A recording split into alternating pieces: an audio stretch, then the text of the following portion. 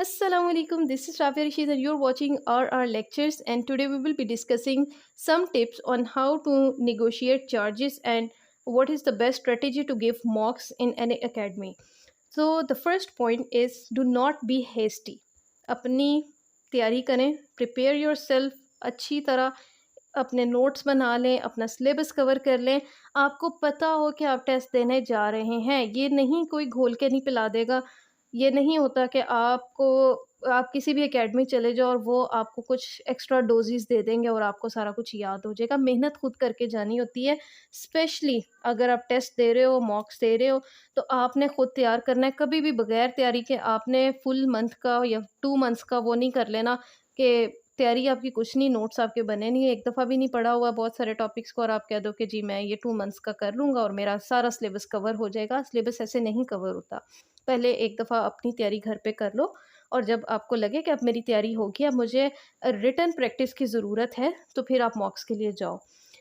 Second point is do not be impressed by the advertisement. Marketing का दौर है, I and you know that very well कि किस तरह की स्ट्रेटजीज़ होती हैं और कितना अच्छी तरह जो है ना वो मैनिपुलेट किया जाता है थ्रू सोशल मीडिया। इंस्टाग्राम पे आप कुछ देख लेते हो, यूट्यूब पे देख लेते हो और आप कहते हो कि बस मैंने यहाँ से तैयारी करनी है, विदाउट नोइंग के आपके और जिस बंदे ने एडवर्टाइजमेंट लगाई है उसने जब वो किया था तो उसके सर्कमस्टेंसेस क्या थे, उसकी तैयारी की बेस क्या थी।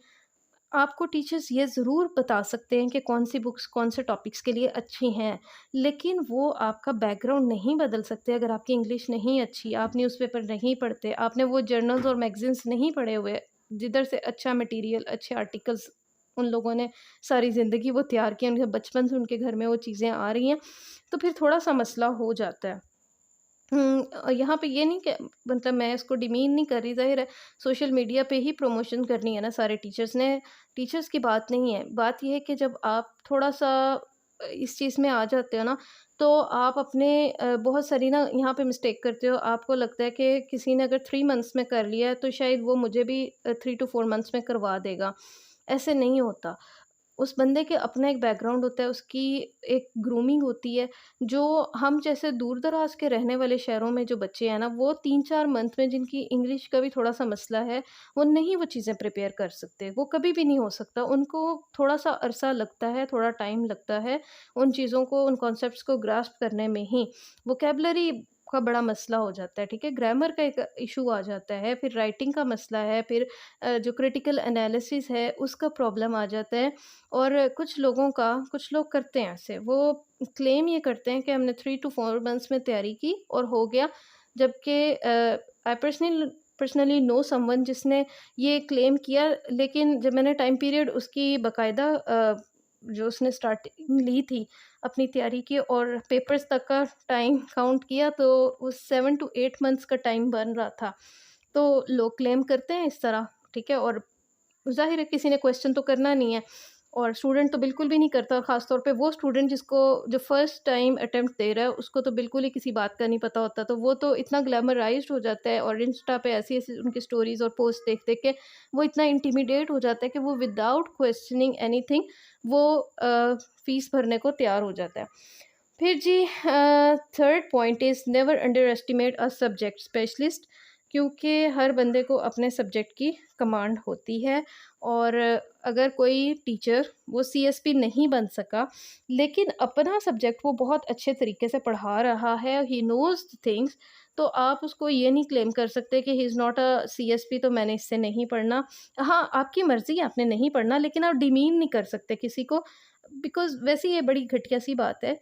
कितनी ही दफ़ा ये बात, लेकिन बस एक साइकोलॉजिकल फैक्टर है ना, मतलब वो पावर ऑफ अथॉरिटी और पर्सनैलिटी कल्ट एक चीज़ आ गई है हमारे अंदर कि हमें लगता है। और मैं स्टूडेंट्स की बात नहीं कर रही, मेरे साथ खुद भी फर्स्ट टाइम में ऐसा ही था। ऐसे ही लगता था कि अगर किसी सीएसपी से पढ़ लिया तो हम जो है ना खुद भी सीएसपी बन जाएँगे। और अगर मतलब किसी और क्वालिफ़ायर से हमने पढ़ लिया जिसका एलोकेशन नहीं हुई, तो शायद उसकी बैड लक उसकी सॉरी बैड लक या नहूसत हमारा भी पीछा करती रहेगी। तो ये है साइकोलॉजिकली है, इसमें कोई शक वाली बात नहीं है, हम सारे ही ऐसा फ़ील करते हैं। और लेकिन आपको जब सेकंड अटेम्प्ट आप देने लगते हो, तो तब आप इतने मैच्योर हो जाते हो, आप चीज़ों का फ़र्क करने लग जाते हो। Because I know many of the qualifiers जो बहुत एविड रीडर्स हैं, बहुत अच्छे लोग हैं, बहुत उनकी नॉलेज बेस बहुत स्ट्रॉन्ग है। और उनकी नॉलेज बेस देख के मतलब यूँ लगता है कि कैसे ये लोग कैसे नहीं सेलेक्ट हो सके।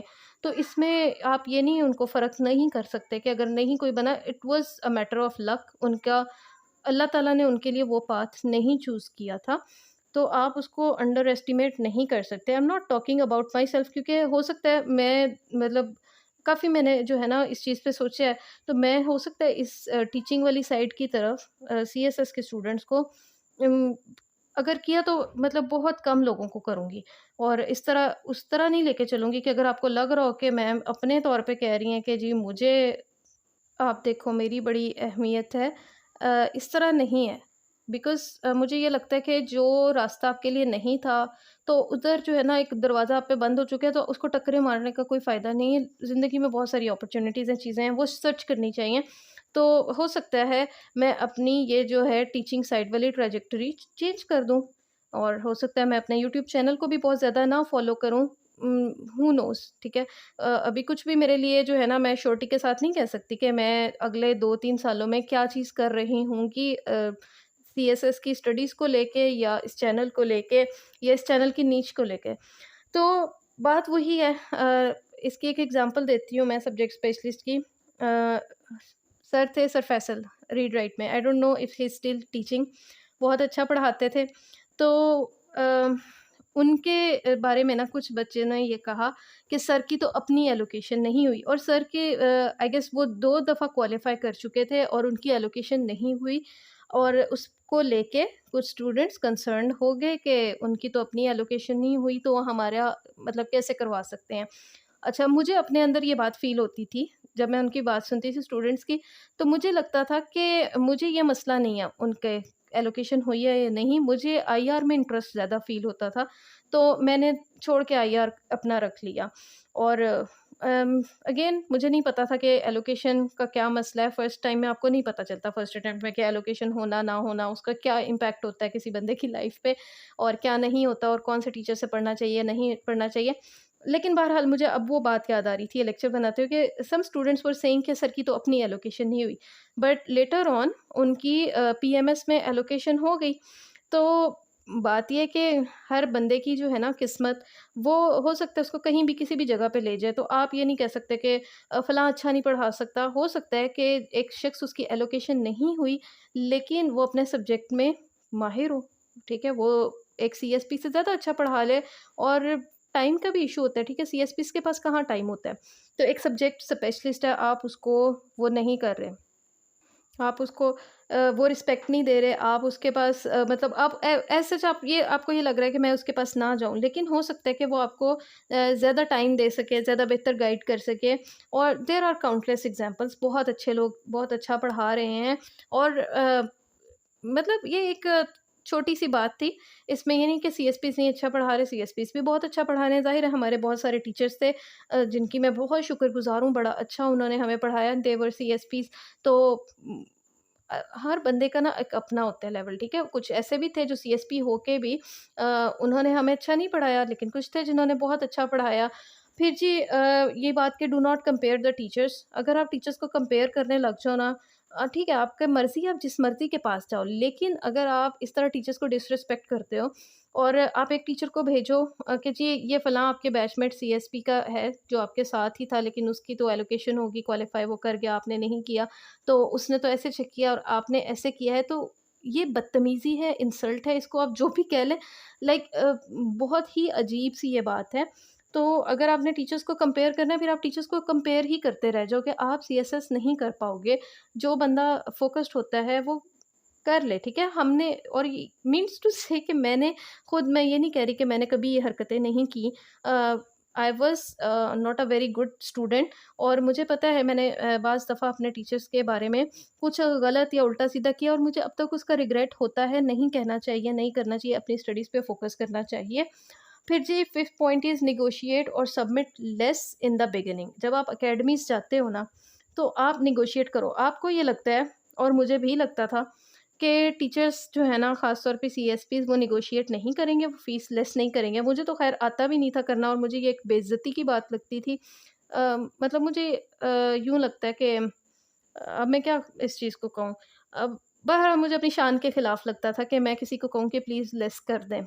और अगर मैंने बहुत ज़्यादा अपने हस्बैंड के कहने पे किसी को कह भी दिया, मैं बहुत शर्मिंदा होती रहती थी इस बात पे कि मैंने क्यों ये कहा कि आप लेस कर दें, ये तो मेरी इज़्ज़त घट गई है ये बात कह के। लेकिन बिलीव मी, अगर आप कहते हो तो टीचर्स उस चीज़ को ऑब्लाइज करते हैं। डायरेक्ट अगर टीचर से आप बात करो, अगर उनका कोई कोऑर्डिनेटर वगैरह है तो ऑब्वियसली वो आपको इनकार कर देगा। तो मैंने जो है ना देखा कि एक टीचर को मैंने कहा नहीं था, यानी उनसे बस पूछा, उनके चार्जेस पूछे, उसके बाद मैं चुप कर गई because I couldn't afford at that time एक साथ इतनी सारी क्लासेस।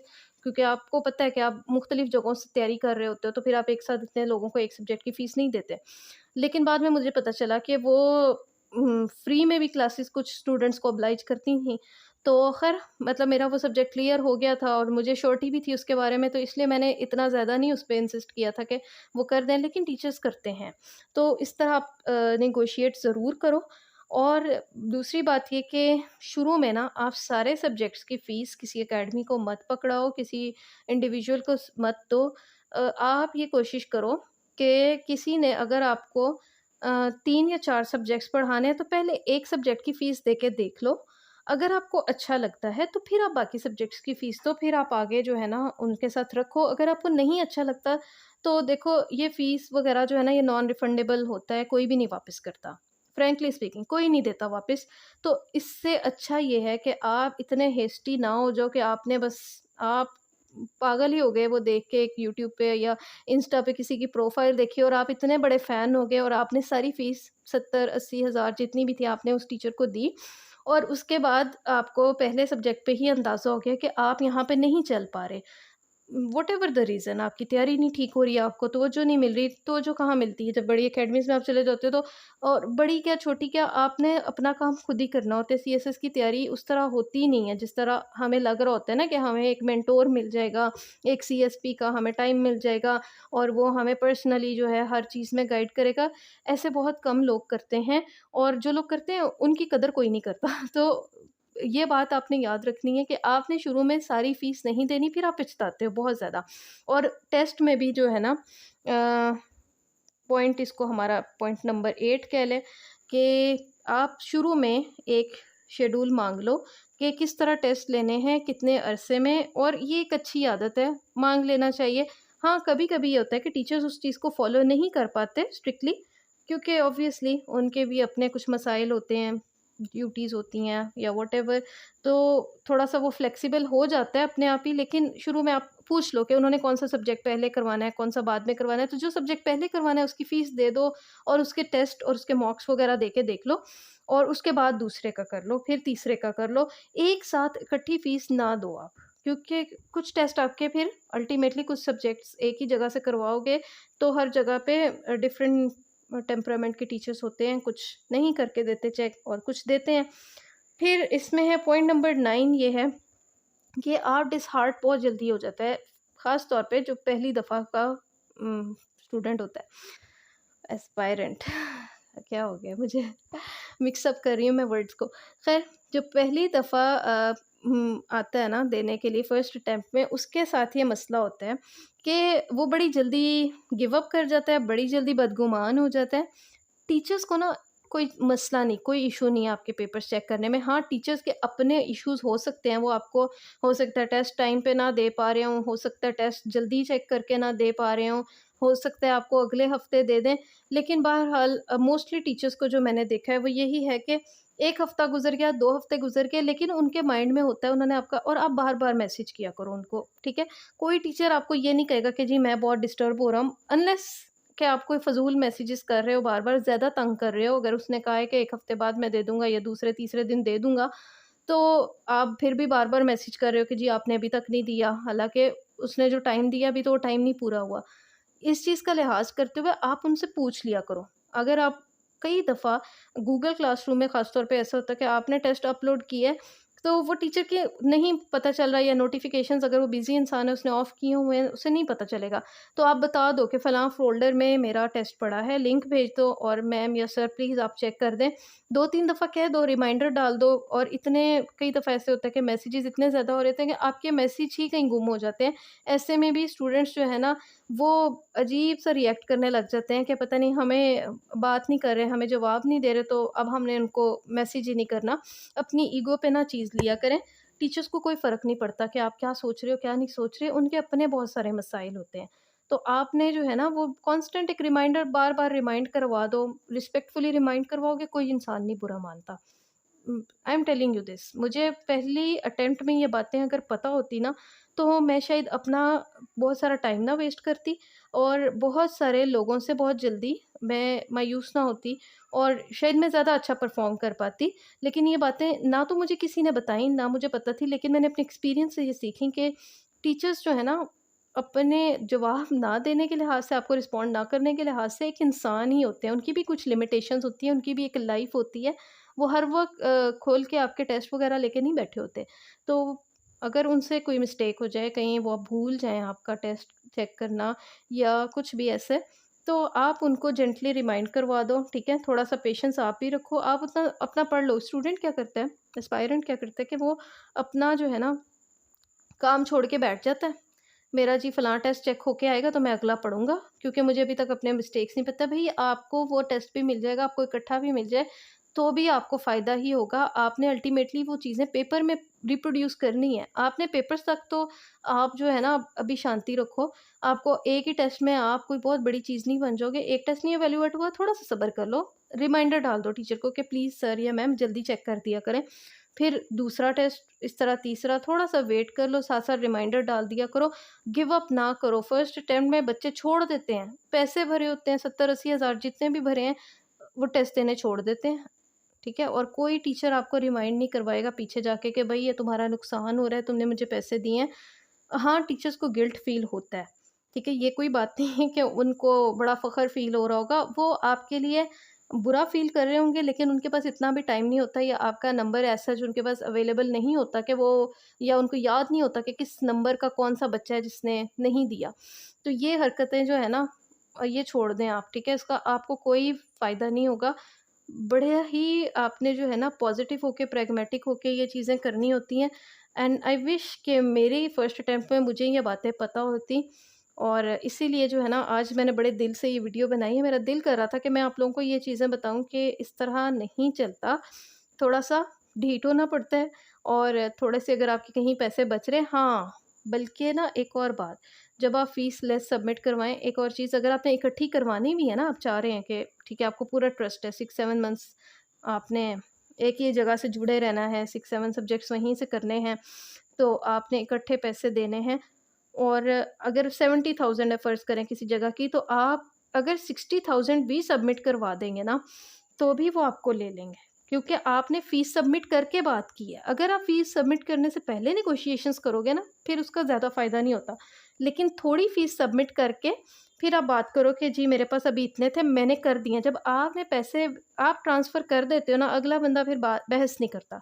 वो कहता है कि ठीक है इसने जितने भी हैं कर दिए हैं ना, तो अब क्या पैसे इसके वापस करने या क्या इसको जो है ना इनकार करना, तो हम ले लेते हैं। फिर वो आपको थोड़ा-सा रिमाइंड करवाते रहेंगे, अगर अगर तो वो करवाएँ। लेकिन अमूमन ऐसे होता है कि वो 10,000 तक जो है ना वो आपको छूट मिल जाती है, अगर आप अ, कम पैसे जो है ना सबमिट करवा दो। यानी शर्त ये है कि सबमिट करवा दो। तो आई होप कि आपको इससे बेनिफिट मिला होगा और